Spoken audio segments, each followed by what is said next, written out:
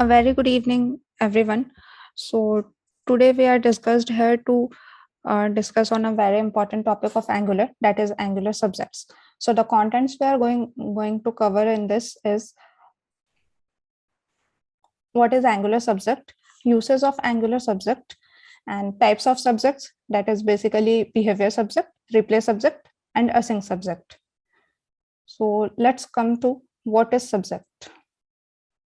So subject is a special type of observable. So what is observable? An observable is a special type of data type in Angular in RxJS library in which we can send our data to other components and services. A subject is like an observable but can multicast to many observers, which means subject is at the same time an observable and acts as an observer. So what basically means here is important that multicast. It broadcasts the values wherever the data is subscribed using subjects, and it acts as an observable and observer both at the same time. So when we are storing the data using subjects, it acts as an observable, and when we are subscribing the data using subjects, that time it acts as an observer. Next slide. Yeah, uses of Angular subject. RxJS is responsible for the reactivity in Angular. So the term reactivity basically refers to the component interaction, or we can say component communication in Angular. A subject is a particular type of observable from RxJS library. So basically the uses of subject is to share the data between the components or throughout the application. So as I said, basically it's a component interaction or component communication. So suppose we are storing the user details and we are using the user details in various components. By using subjects or behavior subject, we don't need to call an API every time. Rather, we can update the data and get the updated values everywhere, or we can say in every components where the subject is subscribed. It is a very good replacement of using the local storage also. So next slide. Yeah, the types of subject. There are basically three types of subject, that is behavior subject, replay subject, and async subject. So let's see behavior subject. Behavior subject is a type of subject. A subject is a special type of observable. So you can subscribe to message like any other observable. The unique feature of behavior subject is it needs an initial value, as it must always return a value on subscription if it hasn't received a next function. So here it comes to the difference, like this is the difference between subject and behavior subject. A behavior subject always needs an initial value. If we don't set the initial value, or we can set default value, it would throw an error. So it has a notion of current value, and it stores and emits to all new subscriptions. This current value is either the item most recently emitted by the source observable or the default value if none has been emitted. So it would always return the last value, but if it hasn't received the next function, then it would return the default value. So it basically have to have a default value. We have to set that in behavior subject. So the next is replay subject. It is a variant of subject that replays or emits the old values to new subscribers. It buffers a set of number of values and will emit only those values immediately to any new subscribers, in addition to emitting new values to existing subscribers. So basically, the main difference between the behavior subject and replay subject is that we can get the old values in replay subject.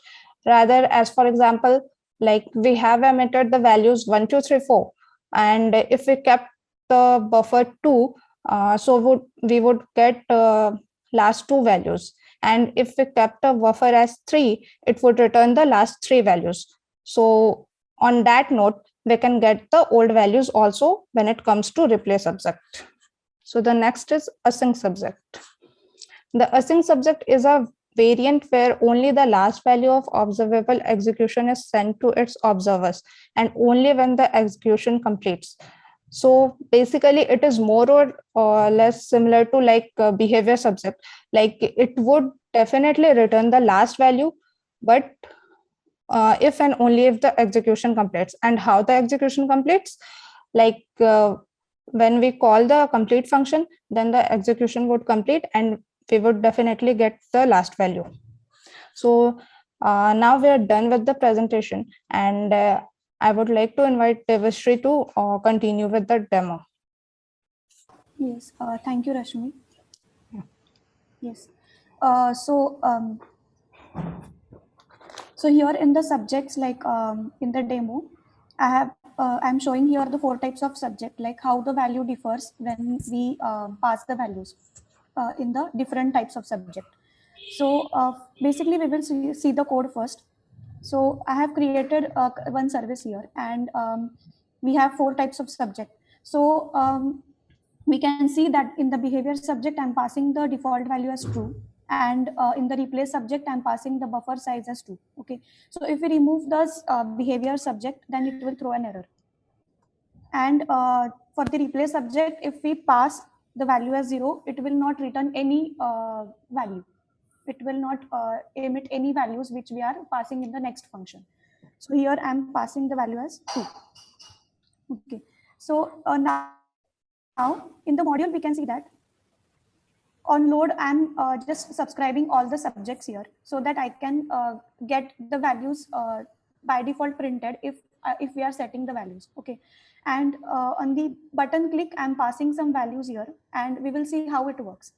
So now we can see on load I'm calling the behavior subject, so it is showing me the value as true. Okay, so if I subscribe here, I will get all the values. Now in the code we can see that I'm passing the value as this is the subject.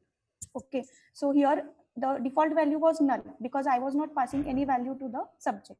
Now the value is this is the subject. Then the behavior subject previous value was true, now it is set to false. But here in replace subject we can see that we are passing 6 values, but it is only taking the last 2 values. So why this has happened? Because we are passing the buffer size as 2. So if we change the buffer size and if we change it to 4, then it will return the last 4 values. Okay, so if we suppose pass as 0,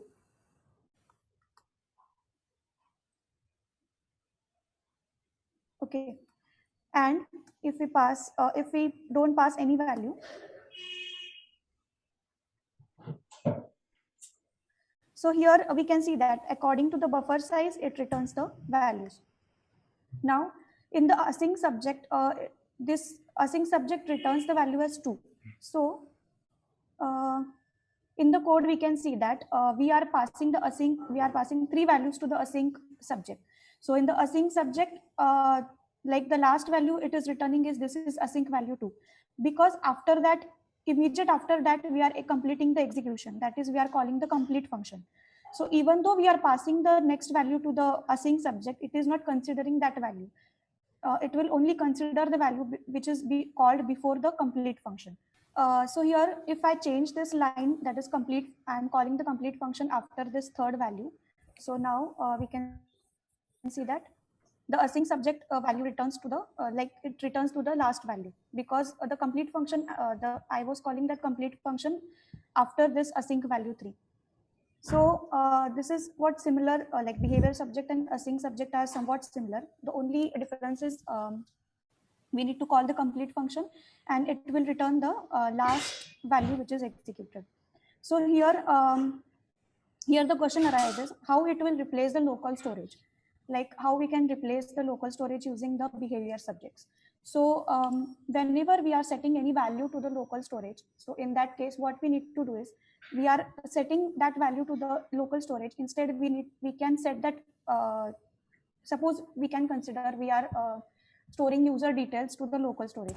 So what we can do is initially we can set that value to the behavior subject and using the service, and wherever we need that user details, we can subscribe those in our components. Okay, and if we want to change or manipulate the data of user details, so we can call the next function here and we can change or we can set the object again. So what will happen? We don't need to call the API every time. Okay, so what the behavior subject will do, it will replace that original content with the new content, and will wherever all the components wherever we are subscribing the user details, it will get the updated data. Because the basic usage or basic thing of this behavior subject, or we can say subjects, is for component interaction.